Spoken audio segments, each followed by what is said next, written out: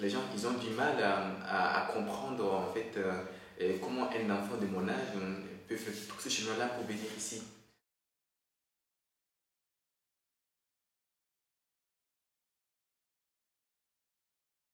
En fait, j'étais à la recherche d'une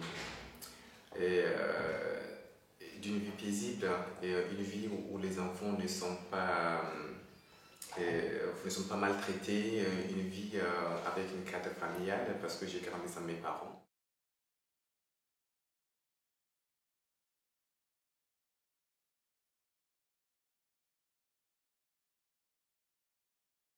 Ils m'ont appelé avec la directrice ici et la chef de service à l'époque c'était Madame Josiane, je crois.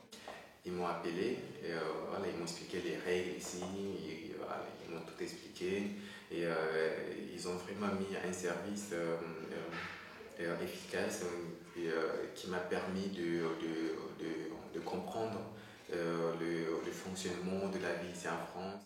Alors, Michael, moi je suis arrivé presque en même temps que lui ici. Et la principale difficulté quand je suis arrivé, c'était installer entre nous une relation de confiance.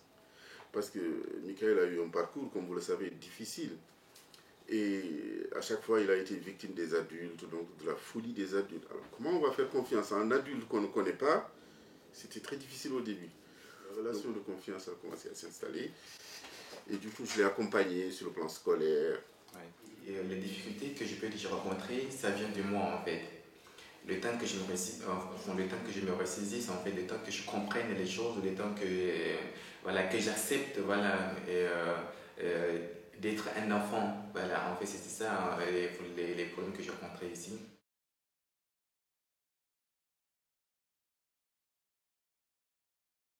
J'ai commencé, je me rappelle, c'était au mois de mars, fin mars, j'ai commencé fin mars. Et à la fin de l'année, j'étais premier de la classe. Aujourd'hui, je suis étudiant. Comme j'ai dit, en fait, pour moi, j'ai toujours cette soif de connaissances en moi et que je pense ne se comblera jamais. Je suis français, et je suis naturel français. Et pour moi, la question ne se pose même pas, en fait. Voilà, parce que enfin, lorsque une nation t'adopte, la moindre des choses, c'est aussi de l'adopter aussi à bras ouverts.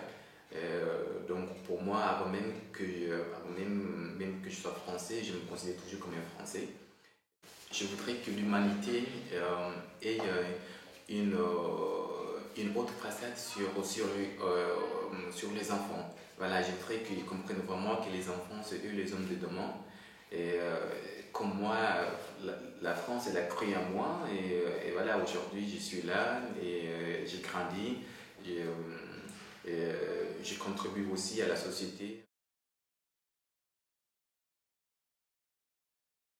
Dès le départ, il avait des ambitions démesurées. Démesurées. J'ai toujours légitimé ses rêves et ses ambitions, tout en lui expliquant la difficulté qu'il faut pour réaliser les rêves. Et quand on est adolescent, avoir des ambitions, avoir des rêves, c'est la situation normale. Ce qui est anormal, c'est de ne pas en avoir. Deuxième jour ou troisième jour qu'on s'est vu, il m'a dit, il faut que j'écrive un jour un livre pour raconter mon histoire. Je pense que sa principale qualité, ce garçon, c'est son envie de vivre. Il pense que quand on a eu le parcours qu'il a eu, comme ça, à moins de 9 ans, naufrager de la vie comme ça et s'en sortir, il pense que rien ne peut l'arrêter.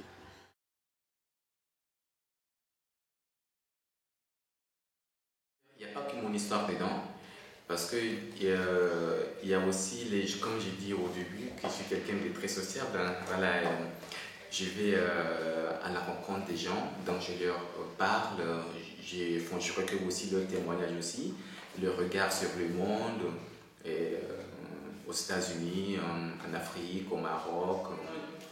J'avais dit au début du livre que à force de pleurer, il me reste que le sourire. Donc non, aujourd'hui, voilà, moi je ne pleure plus. Voilà, je ne pleure plus, je ne cherche que à essuyer les larmes de ceux qui pleurent.